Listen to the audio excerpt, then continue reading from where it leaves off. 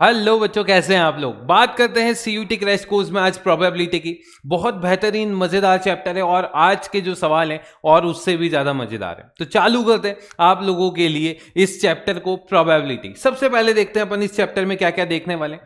सबसे पहले देखेंगे कुछ इंपॉर्टेंट टर्म्स जो अपन प्रोबेबिलिटी में यूज करते हैं, बेसिक्स और कंडीशनल प्रोबेबिलिटी क्या होती है, फिर मल्टीप्लीकेशन थ्योरम और फिर इंडिपेंडेंट इवेंट्स क्या होते हैं जिनसे मेन सवाल बनने के चांसेस रहते हैं। इसके बाद है बच्चों टोटल प्रोबेबिलिटी थ्योरम और लास्ट से आपके पास बाइस थ्योरम। ठीक है, रैंडम वेरिएबल प्रोबेबिलिटी डिस्ट्रीब्यूशन और लास्ट बाइनोमियल डिस्ट्रीब्यूशन, इन सब की बात आज अपन करने वाले।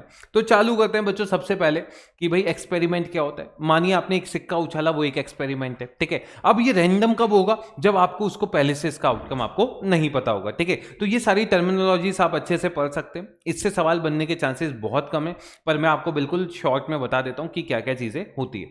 तो एक्सपेरिमेंट, अगर आपने एक सिक्का उछाला वो एक एक्सपेरिमेंट हो गया। ठीक है, और इसके आउटकम अगर आप पहले से प्रिडिक्ट नहीं कर सकते तो ये एक रैंडम एक्सपेरिमेंट है। अगला आउटकम और सैंपल स्पेस। मानिए आप एक सिक्के को उछालते हैं, आपके पास हेड और टेल आता है। अगर आप इसको एक सेट के रूप में लिखते हैं तो ये इसका सैंपल स्पेस हो जाता है। ठीक है, तो अगर अगर तीन सिक्कों को उछालेंगे तो कितने सैंपल स्पेस में कितने एलिमेंट होंगे, 8, है ना। तीन सिक्कों को उछालोगे तो दो दो और दो कितने आ जाएंगे, मल्टीप्लाई करके 8। अगला इवेंट। बच्चों इवेंट क्या होता है, ये होता है सैंपल स्पेस का कोई भी सबसेट। ठीक है, जैसे मानिए आपने क्या किया, आपने दो सिक्के को उछाला। अगर दो सिक्कों को उछालेंगे तो क्या क्या आएगा आपके पास, head head, head tail, tail head और टेल टेल, ये चार आ जाएंगे। अब मेरे पास एक इवेंट है कि मेरे पास दो हेड आने चाहिए, तो भाई इवन इवेंट को मैंने बोल दिया, है ना। ये तो आपके पास सैंपल स्पेस हो गया। इवन इवेंट क्या है कि दो हेड आने चाहिए, ये एक इवेंट हो गया और ये इसका हमेशा सबसेट होगा। ये इसका क्या होगा, हमेशा सबसेट। ठीक है, तो भाई आप बिल्कुल इस तरीके से देख सकते हैं कि इवेंट क्या होता है। तो कोई भी इवेंट होगा वो सबसेट ही है ना, कोई भी सबसेट होगा वो एक इवेंट होगा।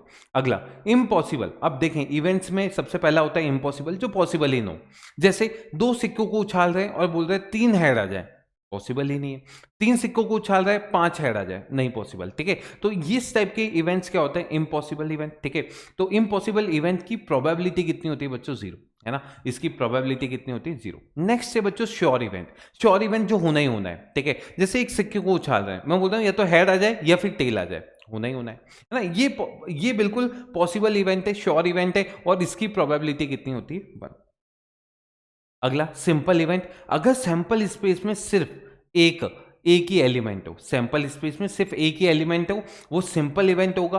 और अगर अगर एक से ज्यादा हो तो भाई वो क्या हो जाएगा आपके पास, कंपाउंड इवेंट। ठीक है, एक से ज्यादा है तो फिर वो हो जाएगा आपके पास कंपाउंड इवेंट। ठीक है, बहुत सारी डेफिनेशन है तो इसलिए मैं आपको क्या कर रहा हूं, बिल्कुल शॉर्ट में अच्छे से जल्दी जल्दी समझा रहा हूं ताकि ये लेक्चर आप बिल्कुल जल्दी से कर सकें। ठीक है, अगला है इक्वली लाइकली इवेंट्स। ठीक है, अब इक्वली लाइकली इवेंट्स कब होते हैं, जब दोनों के अकरिंग होने की पॉसिबिलिटी सेम हो। ठीक है, या फिर मैं बोल दूं कि भाई जैसे एक अनबाइज डाइस को उछाला, तो भाई अब यहां पे जितने जितनी शिद्दत के साथ वन आता है ना, उतनी शिद्दत के साथ टू भी आ सकता है, उतनी शिद्दत के साथ तीन भी आएगा।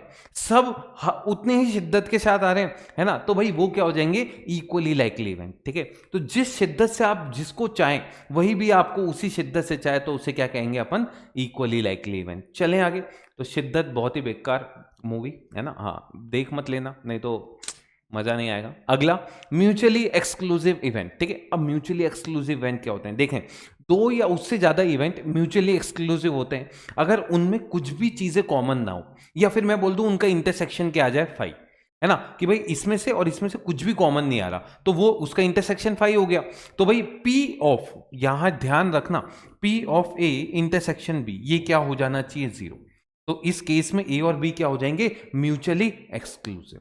ठीक है, नेक्स्ट है बच्चों आपके पास एग्जॉस्टिव इवेंट्स। अब बहुत सारे इवेंट मिलकर अगर पूरा सैंपल स्पेस बना दें तो उन सबको एग्जॉस्टिव इवेंट्स कह देंगे।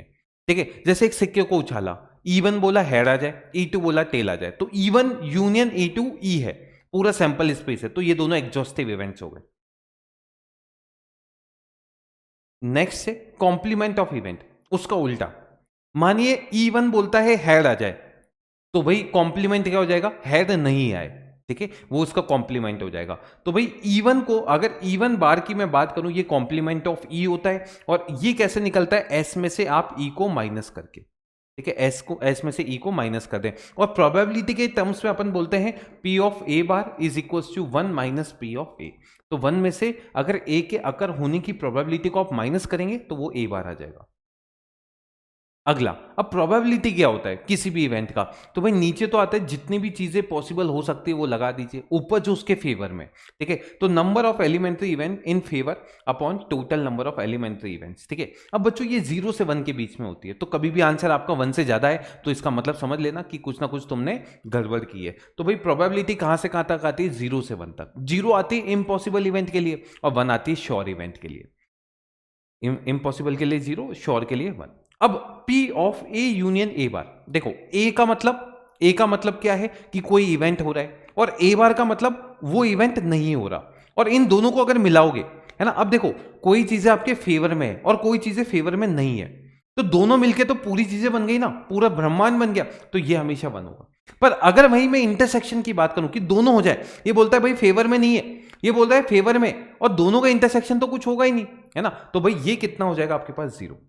अब ये मस्त है ये वाली चीज, ये क्या बोलता है, देखो P ऑफ ए बार और इसका होल बार ये वापस से पी ए हो जाएगा। अब ये पी ए क्यों होगा, उसका रीजन है भाई, ये क्या बोल रहा है, P ऑफ ए बार का मतलब जो ए के अपोज में और ए के अपोज में वो वापस से आपके फेवर वाले हो गए, है ना, तो P ऑफ ए हो जाएगा, है ना, समझ रहे हैं ये सब चीजें।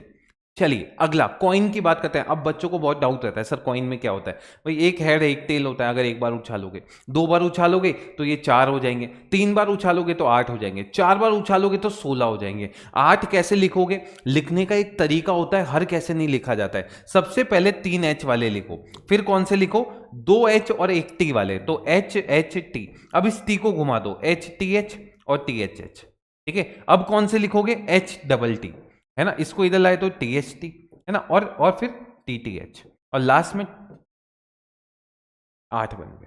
इस तरीके से 16 हो तो भाई पहले 4 3 2 1 ऐसे। चलिए आगे चलते हैं, डाइस की बात करते हैं। डाइस में बच्चों 1 से 6 तक होते हैं, अगर 2 डाइस को उछालते हैं तो 6 इंटू 6 यानी 36 केस बनते हैं ऐसे, ठीक है। अगला, कार्ड्स, जो रात को तुम बड़े मजे से खेलते हो कजन्स के साथ, है ना, अभी वैसे भी वाला मौसम चल रहा है ना छुट्टियों वाला, नहीं अब खत्म हो गया, तो भाई कजन्स आए होंगे, ठीक है, और एक महफिल जमती है, ठीक है, और फिर जो हार रहा होता है वो गेम बिगाड़ के चल जाता है। तो बताना आपके साथ भी ऐसा ही होता है क्या। हाँ, अब देखें भाई टोटल 52 कार्ड्स हैं, जिनमें से 26 लाल होते हैं और 26 काले होते हैं। जो बच्चों लाल होते हैं ना उनके दिल होते हैं, उनमें 13 होते हैं, और जो डायमंड होते हैं ना, दिल वाले ऐसे समझते हो, दिल वाले कौन से होते हैं, दिल वाले ऐसा वाला, ठीक है, और डायमंड, डायमंड ये ऐसा, है ना, ईंट बोलते हैं इसे। क्लब, क्लब में ऐसा कुछ होता है, ठीक है, नहीं ये स्पेड है, और क्लब ऐसा, ऐसा, ये ऐसे ऐसे वाले होते हैं, ठीक है। अब इसमें देखें फेस कार्ड 4 तो नहीं, फेस कार्ड कौन कौन से होते हैं, देखो फेस कार्ड जिसमें फेस बने हुए होते हैं। अब वो फेस किस में बने होते हैं, ठीक है, देखें भाई, एक तो किंग में होता है, क्वीन में होता है और जैक में होता है, इक्के में नहीं होता है, ठीक है, ये मुझे भी गलत फहमी थी, इक्के में नहीं होता है ना। ये जो 12 कार्ड्स है, ठीक है, वो उनमें से हर एक में 3-3 होते हैं, ठीक है, ऑब्वियस सी बात है, 3-3-3-3, तो इस तरीके से आप बिल्कुल इसको कर सकते हैं। तो 12 फेस कार्ड्स होते हैं, और अगर 6 एस भी मिला दो तो उसे होनर कार्ड कहते हैं, इसका यूज नहीं होता। फेस कार्ड ज्यादा से ज्यादा वो पूछ सकता है, बाकी आपको ये पता होना चाहिए इनमें कौन कौन से होते हैं, बस इतना सा यूज है तो आपका काम हो जाएगा। अगला, अगर 2 डाइस को एक साथ उछाला जाए तो भाई उनका सम ग्रेटर देन 9 आए, उसकी क्या प्रोबेबिलिटी है। तो भाई अब ध्यान से देखें, यहां पे टोटल केसेस कितने बनेंगे, 36, टोटल केसेस 36। अब बात आती है सर सम 9 से ज्यादा आना चाहिए, तो 9 से ज्यादा क्या क्या आ सकता है, 10 11 और 12, क्या इसके अलावा कुछ आ सकता है, 10 11 12 के अलावा नहीं आ सकता है ना, क्योंकि मैक्सिमम 6 हो सकता है। अब 10 कब आएगा, 10 आएगा 4 6 5 5 और 6 4, इसके अलावा नहीं आएगा। ये कब आएगा, 5 6 6 5, और ये कब आएगा, 6 6, कितने हो गए भाई, ये टोटल केसेस कितने हो गए, 6। तो भाई इसका आंसर कितना आ गया, 1/6। क्या ऐसा सवाल कर पाओगे, हाँ इतने मुश्किल मुश्किल सवाल आएंगे वहां पे। अगला, 1 card is drawn from pack of playing cards, probability that it is a card of king. अब टोटल कार्ड्स बताइए 52, और किंग किंग 4 होते हैं, है ना भाई, एक लाल, 2 तो लाल और 2 काले, तो भाई कितना आ जाएगा, 1/13। इसका आंसर बी। अगला सवाल ये रहा। अब देखें भाई, 3 कॉइन को एक साथ आप उछालते हैं, probability tail on first, head on second and tail on third. अब मुझे ये बताइए, पहले वाले पे अगर मैं टेल की बात कर रहा हूं तो भाई यहां पे पहले वाले पे टेल आ जाए, उसकी प्रोबेबिलिटी क्या 1/2 होगी। अब दूसरे वाले पे हेड आ जाए, उसकी प्रोबेबिलिटी भी 1/2 होगी, और तीसरी वाले की भी 1/2। तीनों इंडिपेंडेंट इवेंट्स हैं, तो भाई एक का दूसरों के आकर होने पे कोई फर्क नहीं पड़ेगा, तो इसका आंसर कितना आ जाएगा 1/8। ठीक है, अगर ये बोलता है चौथे वाले में हेड आ जाए तो वो 1/16 हो जाएगा। इस तरीके से आप इन सवालों को कर सकते हैं। चलें आगे, आगे चलें। अगला इंपॉर्टेंट रिजल्ट्स ऑन प्रोबेबिलिटी। सबसे पहला, अगर दो इवेंट है तो बच्चों P of A union B क्या हो जाता है, P of A plus P of B minus P of A intersection B. ठीक है, इस तरीके से आप बिल्कुल इसको लिख सकते हैं। एडिशन थ्योरम होती है ये, है ना, और ये डी मॉर्गन्स लॉ से भी निकाल सकते हैं। अगर ये म्यूचुअली एक्सक्लूसिव है तो उस केस में P of A intersection B क्या हो जाएगा, 0। अगला, अगर 3 इवेंट है तो वही चीज लिखते हैं, P A plus P B plus P C minus A intersection B, B intersection C, C intersection A, और साथ में प्लस 3 वाला। ठीक है, अब म्यूचुअली एक्सक्लूसिव है, ये सब 0 हो जाएगा, तो P A plus P B plus P C हो जाएगा।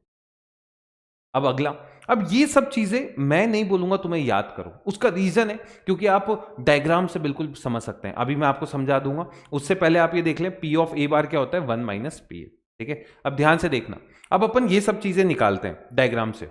ठीक है, अब मेरे पास 2 इवेंट है, मेरे पास कितने इवेंट्स हैं, 2। ये पहला इवेंट है और ये दूसरा इवेंट है, ये ए है ये बी है। तो बच्चों ये वाला जो केस है ये ए पर बी नहीं है। ठीक है, ये वाला केस कौन सा है, जो दोनों में आ रहा है, ए इंटरसेक्शन बी, और ये कौन सा है जिसमें ए तो नहीं है पर बी है। ठीक है, ये है। अब मैं बात करता हूं इस वाले एलिमेंट की, कौन से वाले, इस वाले के, ये वाला। तो इसको मैं कैसे निकाल सकता हूं, P of A intersection B bar. देखो, पीए में से अगर पीबी माइनस करूं तो भी निकल जाएगा, तो भाई पीए में से क्या माइनस कर दीजिए, पीबी, या फिर, है ना, पीए में से क्या माइनस कर दिया, पीबी। अरे नहीं नहीं, रुको रुको, अरे रुको रुको रुको रुको, ये तो उसके लिए देखो कैसे निकालेंगे, रुक जाओ एक सेकेंड, है ना। हाँ भाई, पी ऑफ क्या निकाल लोगे, ए माइनस बी, ये चीज बोल रहा हूं भाई। ए में से क्या माइनस कर दिया, बी, इसको P A minus P B नहीं लिख सकते। ठीक है, हाँ, पर ये अपन अगर अगर फॉर्मूले से निकालना चाहे तो क्या करेंगे, पी ए में से ये वाली चीज माइनस कर दीजिए, P A minus P of A intersection, ये, इससे आप बिल्कुल निकाल सकते हैं। तो आपका जो फॉर्मूला है ना पहला वाला, वो आप बिल्कुल ड्राइव कर चुके हैं। A intersection B, P B में से ये माइनस कर दिया, P of A intersection B bar P A में से ये माइनस कर दिया। अगला, दिस यूनियन दिस, मतलब दिस प्लस दिस, ये किसके इक्वल आया, तो अब देखो यहां से फॉर्मूले से बनाते हैं, दिस प्लस दिस, तो ये आ गया, ये आ गया, और ये 2 बार आ गया, ये लो, काम खत्म, काम खत्म। दिस दिस, है ना, A intersection B bar plus ये, तो ये P A plus P B. अब P A plus P B में मुझे ये बताओ भाई, दिस प्लस दिस में क्या क्या हुआ था, इसमें ये काम हुआ था अपने साथ, देखना ध्यान से सुनना। अभी यहां पे, अरे यार ये रहा, ए इंटरसेक्शन बी बार में ये आया और ये आया, ये नहीं आया, पर P A plus P B में ये 2 बार आ गया। तो आपने क्या किया, आपने ये फॉर्मूला बनाने के लिए, तो P A plus P B में से 2 बार माइनस कर दिया, बस। तो वो दोनों वाले रीजन एक्सक्लूसिवली आ गए। अगला, ए बार इंटरसेक्शन, अब ये इंपॉर्टेंट है, ये वाला रूल क्या बोल रहा है, देखें भाई, ये अब ये दो रूल याद कर लेना तुम, पी ऑफ ए बी और एक P of A union B. अब यहां से आप क्या बोल देंगे, पी ऑफ, देखो पूरे पे बाहर लगाना है तो इसको बीच वाले को चेंज कर दीजिए, इसमें पूरे पे बाहर लगाना है तो अंदर वाले को चेंज कर दे, डी मॉर्गन्स लॉ, और ये चीज हो जाएगी 1 minus P of A union B. ये हो जाएगा आपके पास 1 minus P of A intersection B. गलती से उधर बोल दिया था मैंने, ये डी मॉर्गन्स लॉ 2 थ्योरम जो है वो देता है। ठीक है, तो अगर आपको ये चीज निकालनी है तो ये फॉर्मूला लगाइए, ये चीज निकालनी है तो ये फॉर्मूला लगाइए। चलिए आगे देखते हैं, पी ए को निकालना है तो इस तरीके से आप बिल्कुल देख सकते हैं। ठीक है, आराम से, मेन सब चीज़ें मैंने बता दी, बाकी तो ये फिर अब बनाना चाहो तो 100-200 अलग भी बन सकते हैं। ठीक है, पर मेन जो है वो आपको ये डायग्राम बना के आने चाहिए, ये दोनों तो मेन है, इनको अच्छे से देख लेना। ठीक है, क्या करना है, अगर पूरे पे बार लगाना है तो बीच वाले को चेंज करना है, बस। चले अब आगे चलते हैं, अब बात करते हैं ये रहा, ए और बी दो इवेंट्स है, तो नाइदर ए नॉर बी, इसका मतलब समझ रहे हो कि भाई ए भी नहीं होना चाहिए और बी भी नहीं होना चाहिए। अब ये किसके बराबर होगा, तो इसको क्या ऐसा लिख सकते हो क्या, P of A union B का होल बार, और 1 माइनस क्या आ जाएगा, 1 minus P of A union B, इसका आंसर ए। समझ रहे हैं? चलें आगे, आगे चलें। अगला सवाल ये रहा, एक बैग है जिसने 5 ब्राउन और 2 व्हाइट सॉक्स रखे हुए हैं। चलिए, अब एक आदमी जो दो दो मोजे निकालता है, अब वो बोलता है वो सेम कलर को, उसकी क्या प्रोबेबिलिटी हो। तो देखो टोटल मोजे कितने, टोटल 9 है। अब 9 में से कोई भी 2 सेलेक्ट कर लो, 9C2, 9 में से 2 सेलेक्ट करने के चांसेस। अब या तो दोनों ब्राउन होंगे या फिर दोनों ये होंगे, दिस और दिस, ठीक है। तो भाई यहां पे या तो दोनों 5C2 होंगे या फिर दोनों कौन से होंगे, व्हाइट। तो भाई अब इसको सॉल्व करना आता है। 5C2 का मतलब कैसे करते हैं, 5C2 इसको ऐसे लिखते हैं ना, 5 इंटू 4 डिवाइड बाय 1 इंटू 2, इसको सॉल्व किया तो 10। 4C2 कितना हो जाएगा, 4 इंटू 3 डिवाइड बाय 1 इंटू 2 कितना हो गया 6।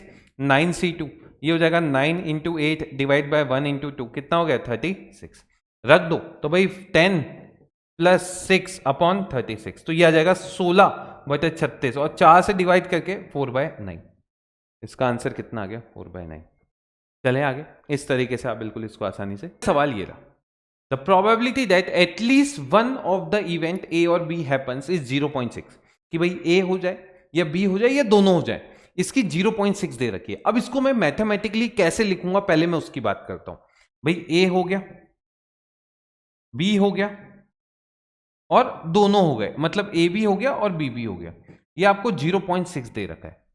अब इसने क्या बोला है, probability of simultaneous occurrence, simultaneous मतलब दोनों एक साथ हो जाए, तो भाई ये आपको दे रखा है P of A intersection B is 0.2, तो इसका वैल्यू इसमें रख दीजिए। तो यहां से P A plus P B ये प्लस 0.2 इज इक्वल टू 0.6, तो भाई P A plus P B आ गया आपके पास, कितना आ गया 0.4। देख लें एक बार, चेक कर लेते हैं कि भाई probability at least one of the event occur. एक सेकंड रुको, अब इसमें अपन ने एक गड़बड़ कर दी है, वो गड़बड़ मैं बताऊं कहां पे, देखना। ये ए है, ये बी है ना, सुनना मेरी बात, यहां पे गलती कहां हुई है। अगर ये ए है, ये बी है, तो पीए में ये आ गया और ये आ गया, पीबी में ये आ गया और ये आ गया, पर इसको एक बार ही लेना था, अपन ने प्लस लिख दिया, यहां पे क्या होना चाहिए माइनस, यहां पे आप लोग माइनस कर दीजिए, बस इतनी सी गड़बड़ है।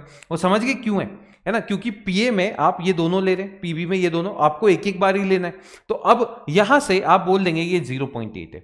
अब अपन को क्या निकालना था, पी ऑफ ए बार और पी ऑफ बी बार, तो ये क्या है 1 minus P of A plus 1 minus P of B, तो ये आ जाएगा 2 minus P A plus P B 0.8, तो ये आ जाएगा 1.2।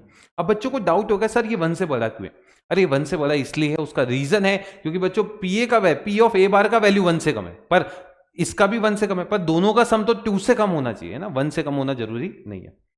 अगला सवाल की तरफ चलते हैं। अगला कंसेप्ट पहले देख लेते हैं, कंडीशनल प्रोबेबिलिटी।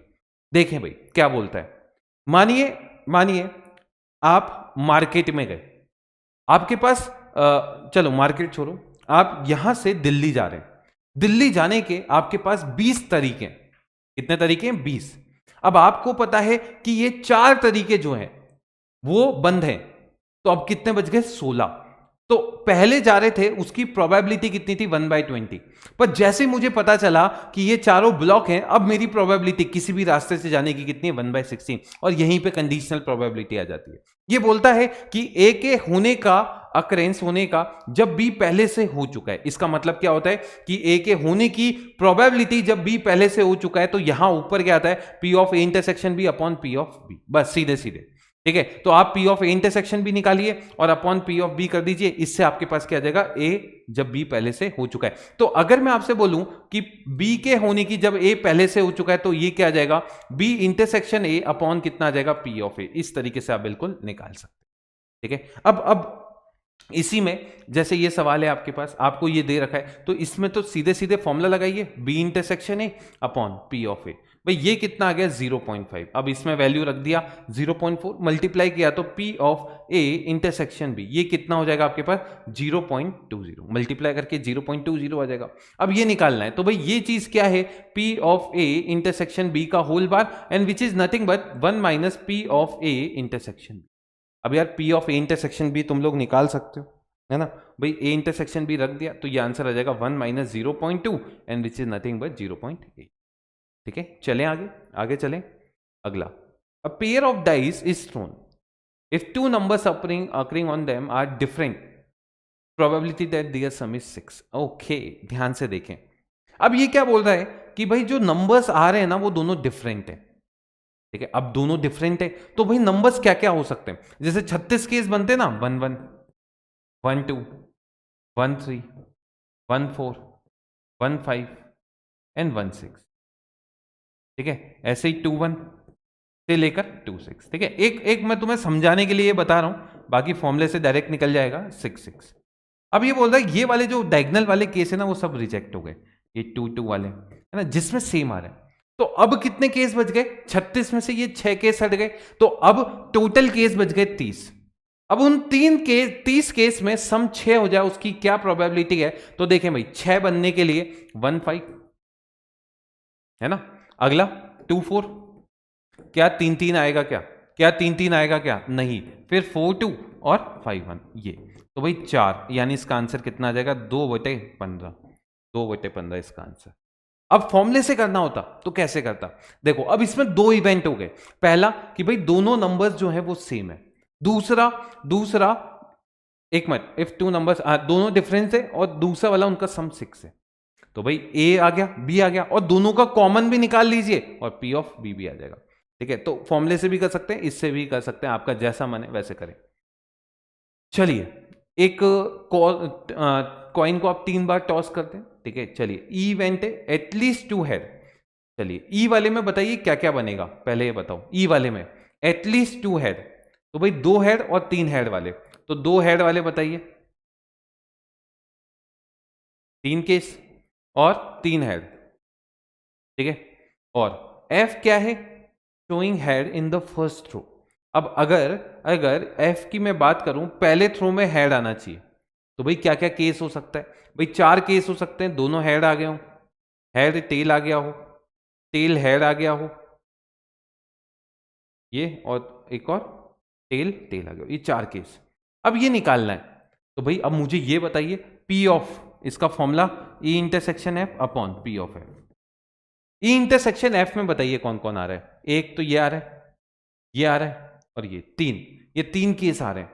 ठीक है, ये 3 केस आ रहे हैं, तो भाई इसकी प्रोबेबिलिटी कितनी हो गई, 3/8 अपॉन एफ में 4 केस आ रहे हैं 4/8, तो ये आ गया 3/, ये आंसर। अब इसको मैं फॉर्मूले से करना चाहता, तो भाई इन दोनों का इंटरसेक्शन क्या होगा कि भाई इसमें 2 हेड आ रहे हैं एटलीस्ट और पहले वाला हेड है, तो दोनों में कॉमन कौन कौन से आ रहे हैं, दोनों में कॉमन 1 1 2 और 3, तो 3 तो, और टोटल बन कितने रहते हैं 4,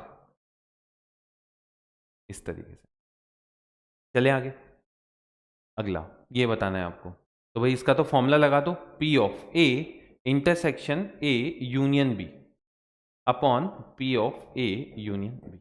अब देखो वेन वो बनाओ डायग्राम, ये ए और ये ए इंटरसेक्शन बी, ए में कौन कौन आ रहा है, ये और ए इंटरसेक्शन बी में, ए यूनियन बी में कौन कौन आ रहा है, ये और ये, दोनों का इंटरसेक्शन यानी ये पी ऑफ ए ही आ रहा है, तो भाई ये तो बस यही घुमा रहा है तुम्हें, ये यही बनेगा है ना, यही बनेगा सेम, बस घुमाया है तुम्हें। चलें, मल्टीप्लिकेशन थ्योरम, अब यहां से अपन बात करते हैं मल्टीप्लिकेशन थ्योरम की। मल्टीप्लिकेशन थ्योरम जब एक के बाद एक इवेंट हो रहे हो तो अपन ये यूज करते हैं, तो भाई ये क्या बोलता है, ये बोलता है, अब देखो वो फॉर्मूला जो अपन ने डिराइव किया था ना, पी ऑफ ए के जब बी पहले से हो चुका है, ये क्या था, P of A intersection B upon P of B. अब इसको क्रॉस मल्टीप्लाई कर दीजिए, है ना, और ऐसे बी इंटरसेक्शन ए के लिए लाओगे तो भी क्रॉस मल्टीप्लाई, तो ये ए इंटरसेक्शन बी के 2 फॉर्मूले बनेंगे कि ए के होने की प्रोबेबिलिटी मल्टीप्लाई बी के होने की जब ए पहले से हो चुका है। ठीक है, दूसरा बी के होने की और फिर ए के होने की जब, भाई इसका मतलब क्या होता है, ए और बी दोनों होने चाहिए, तो भाई ए हो जाए और फिर बी हो जाए जब बी ए पहले से हो चुका है, या फिर बी हो जाए या फिर ए हो फिर बी पहले से हो चुका, इस तरीके से। चले, अगला, एक कॉइन है 3 बार उछाल रहे, गेटिंग ऑल हेड और ऑल टेल्स, या तो तीनों हेड आ जाए या तीनों टेल, तो भाई तीनों हेड आ जाए 1/8, और मतलब प्लस तीनों टेल आ जाए।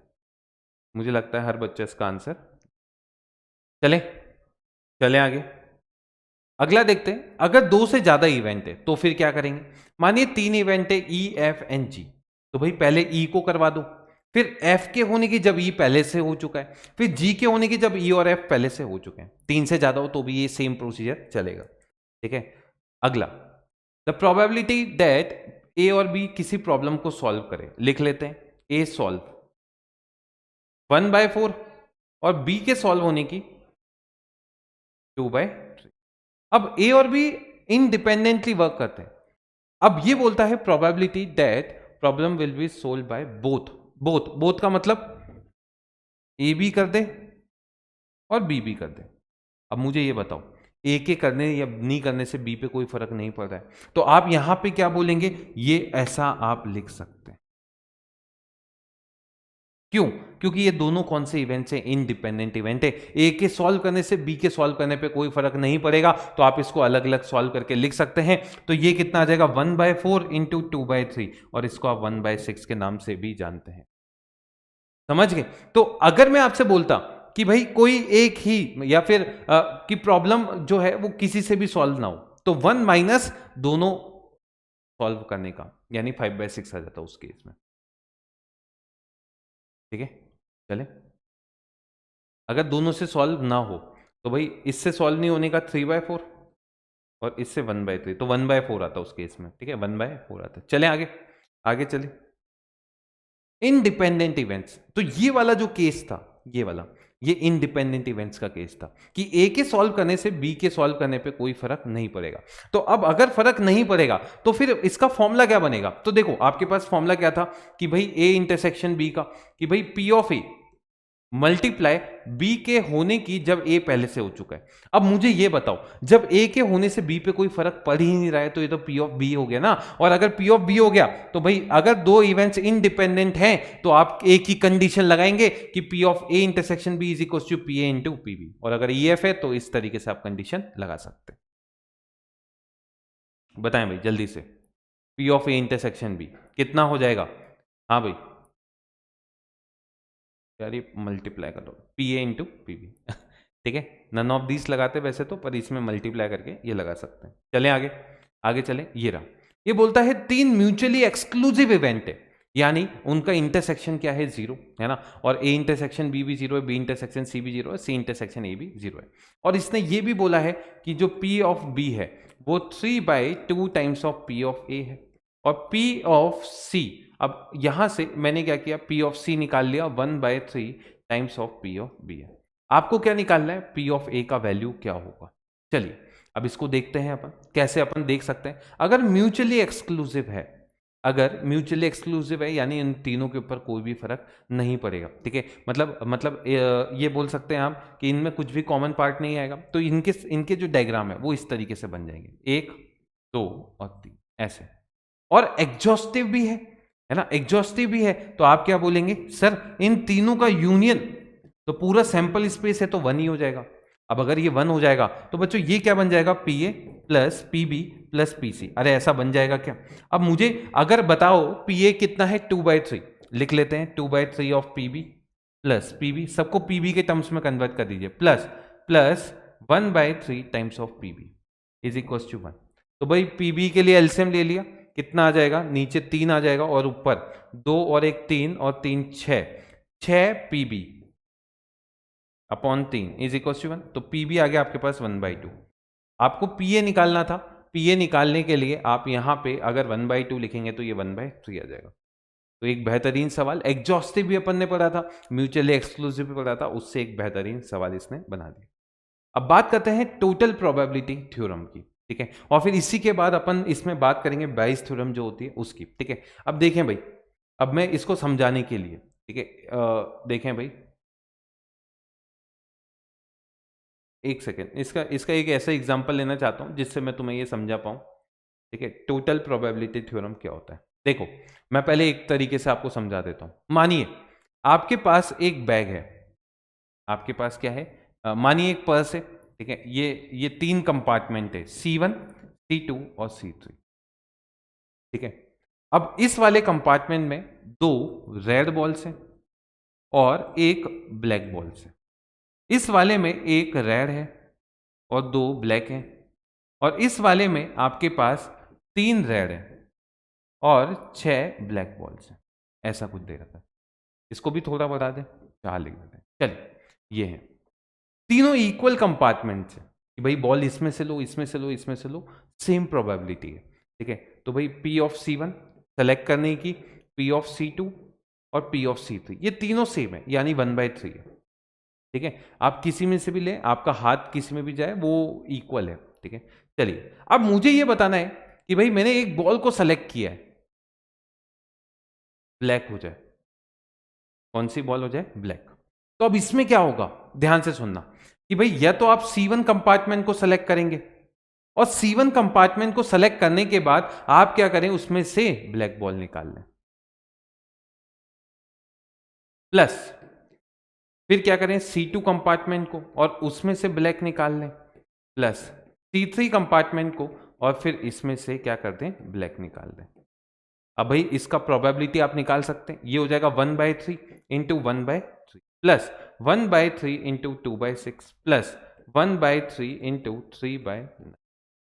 सब तो सॉल्व कर लो, मुझे लगता है इसकी प्रोबेबिलिटी आप इजीली निकाल लेंगे। कितना आ जाएगा, 1/9 प्लस 1/9 प्लस 1/9, 3/9 यानी 1/3 इसका आंसर।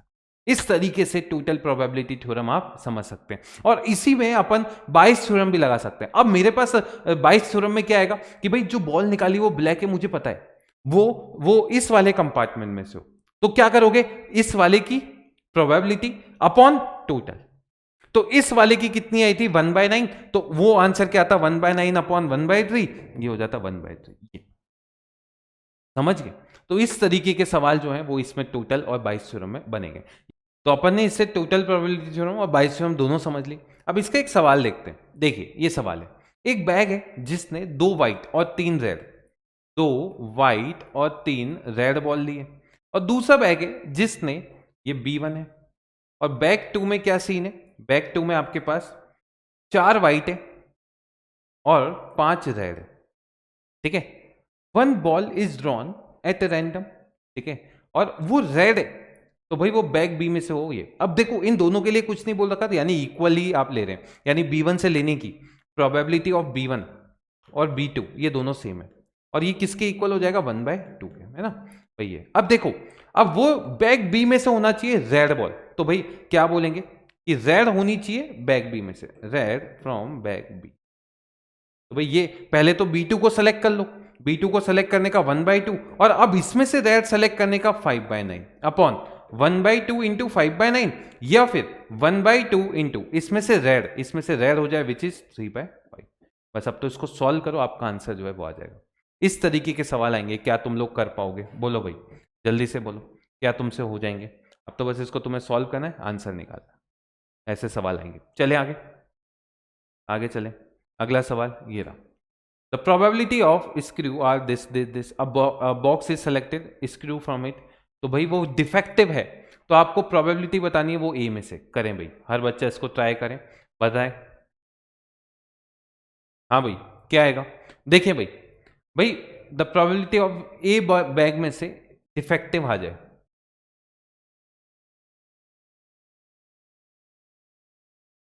डिफेक्टिव फ्रॉम ए कितनी है, 1/5 है।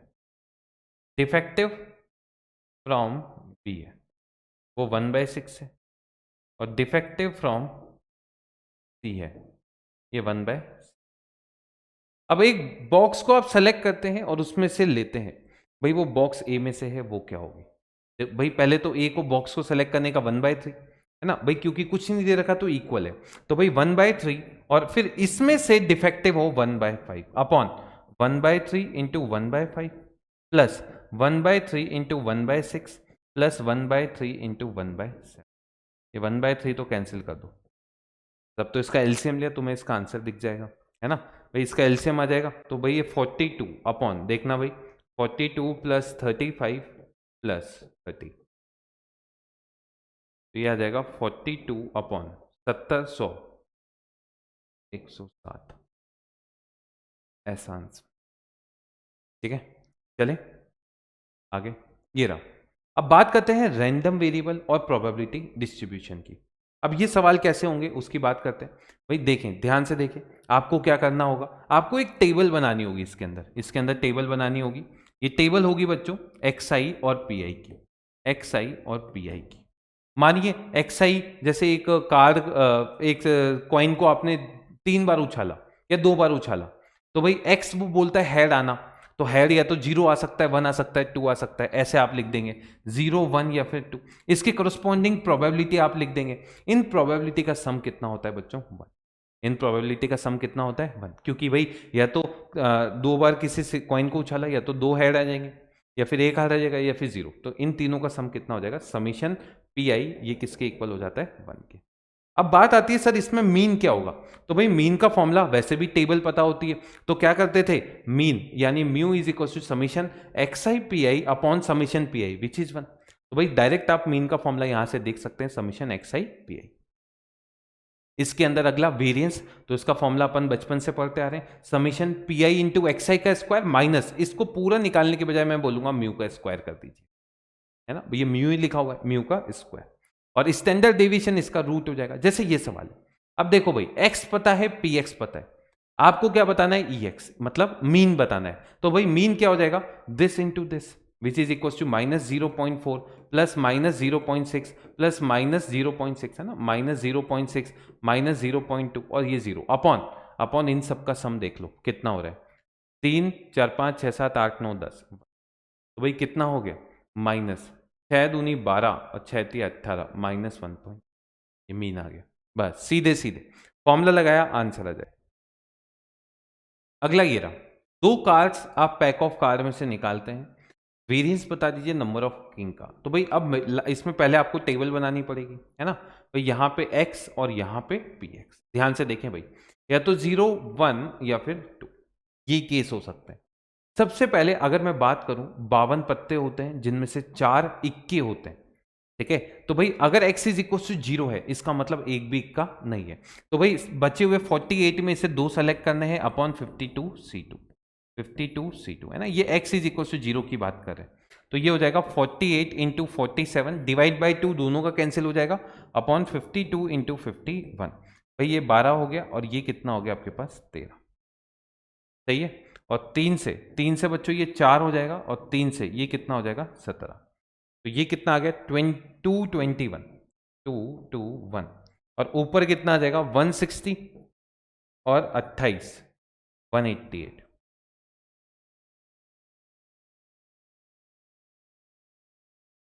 सही है। Next x is equal to 1, अब x इज इक्वल टू 1 का मतलब एक इक्का होना चाहिए, अब एक इक्का है तो भाई यहां से 48C1 into 4C1 divide by 52C2, ठीक है, 52 कितना हो गया C2, और इसको अगर अपन देखें कि भाई एक इक्का है और एक दूसरा पत्ता है और नीचे क्या है 52C2, ठीक है, अब इसमें क्या होगा ध्यान से देखें, ये आपके पास बन जाएगा 48 इंटू 4 अपॉन 52 इंटू 51 इंटू 2, भाई 12 से ये गया 4, 12 से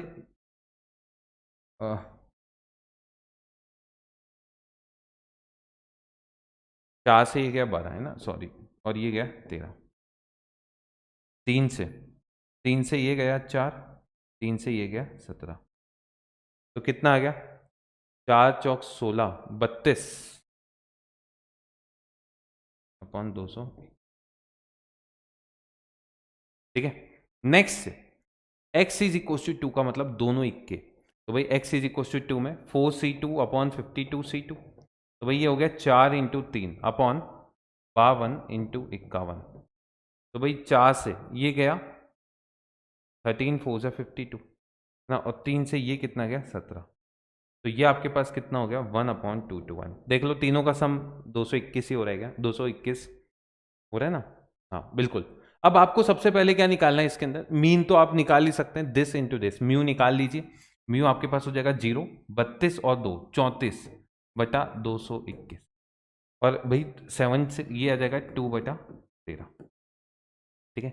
अगला वेरिएंस का फॉर्मूला यानी mu square is equal to summation X I square into P I minus mu का होल स्क्वायर, तो भाई एक्स आई स्क्वायर निकाल सकते हैं, एक्स आई स्क्वायर 0 1 और 4 हो जाएंगे, है ना, यहाँ लिख लेते हैं एक्स आई स्क्वायर 0 1 और 4, बस मल्टीप्लाई कीजिए आंसर आ जाएगा एक ही लाइन में, है ना। ये कितना हो जाएगा 32 और 4 36/221 माइनस इसका स्क्वायर, आंसर निकल जाएगा आपका। बाकी सॉल्व कीजिएगा, इसका आंसर बता दीजिएगा कमेंट बॉक्स में क्या आ रहा है। चले आगे, next topic is binomial distribution. ठीक है, अब इसमें क्या होता है, आपको पी और क्यू दे रखा होता है। पी मतलब सक्सेस, है ना भाई, पी मतलब क्या है, प्रोबेबिलिटी ऑफ सक्सेस, और क्यू का मतलब फेलियर या सक्सेस नहीं होना, है ना, फेलियर की प्रोबेबिलिटी। अब आपको पी और क्यू दे दिया। अब माने एक सिक्का है, उसमें सक्सेस बोला है आना, यानी पी 1/2 और क्यू भी कितना हो गया 1/2, उसको 10 बार उछाल रहे, रिपीटेड इवेंट्स, उस केस में आप बाइनोमियल डिस्ट्रीब्यूशन लगाते हैं। अब देखें भाई, अब एक डाइस है ना, डाइस है मैंने बोल दिया, और उसमें मैंने बोल दिया कि भाई 1 आना सक्सेस है, 1 आना उसमें क्या है सक्सेस, तो उस केस में पी कितना हो जाएगा आपके पास 1/6 और क्यू कितना हो जाएगा 5/6। अब उस डाइस को आप 5 बार उछाल रहे हैं, 5 टाइम्स,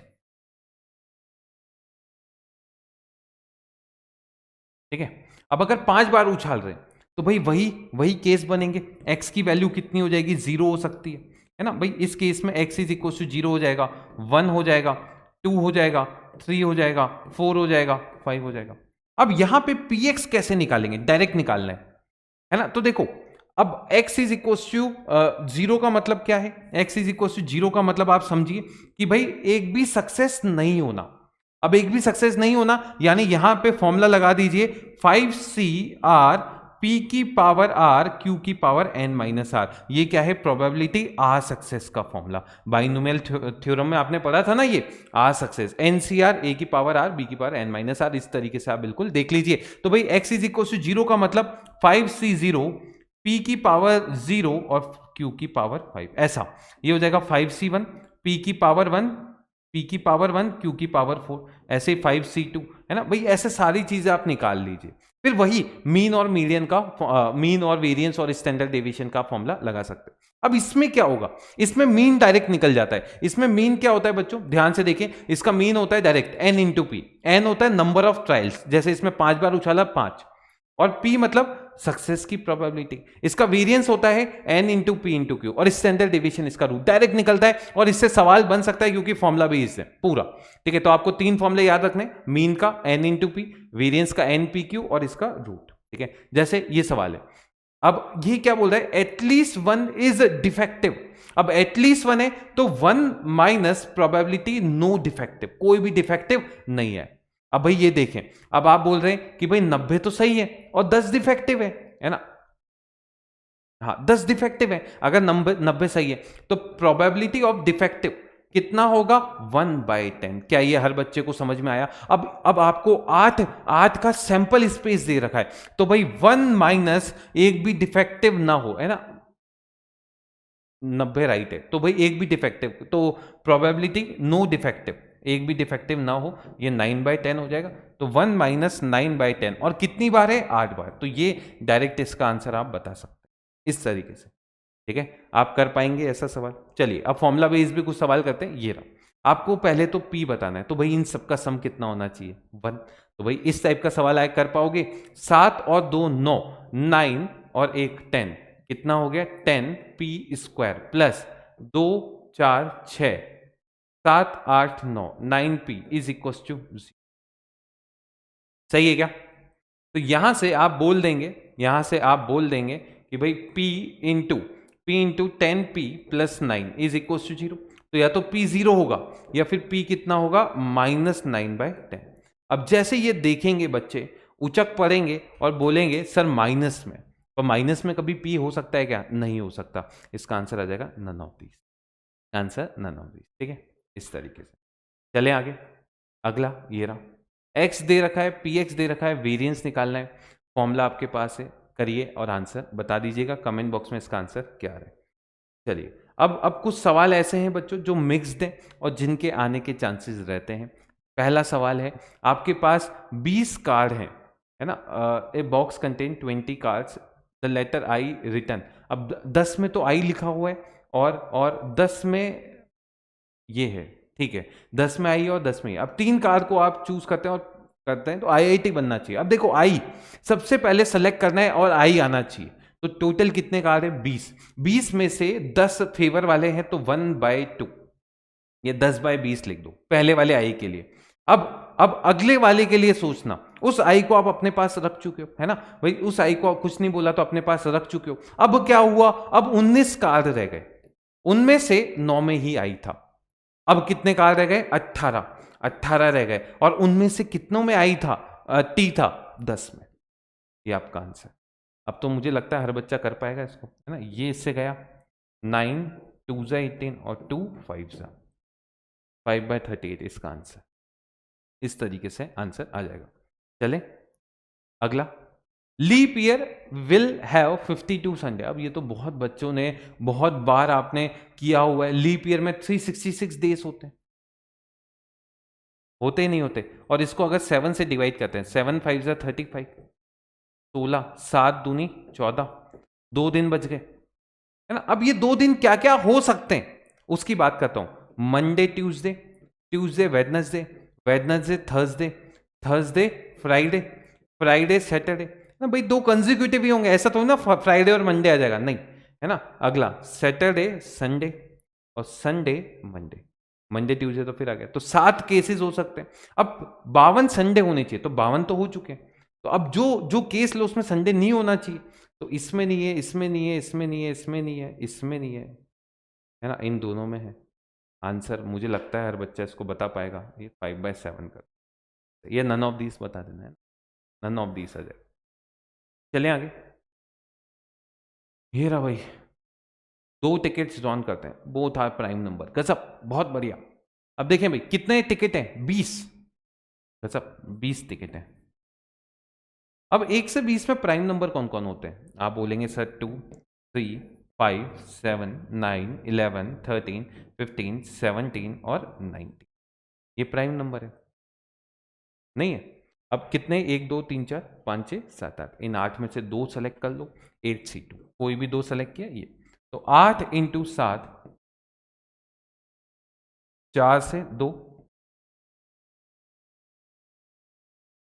14/9। चले आगे, चले चलिए। तो उम्मीद करता हूं कि आज का लेक्चर वैसे इतना इंपॉर्टेंट, एक आध सवाल इससे बनेगा, डायरेक्ट फॉर्मूला बेस्ड, ठीक है, और बहुत आसान होगा।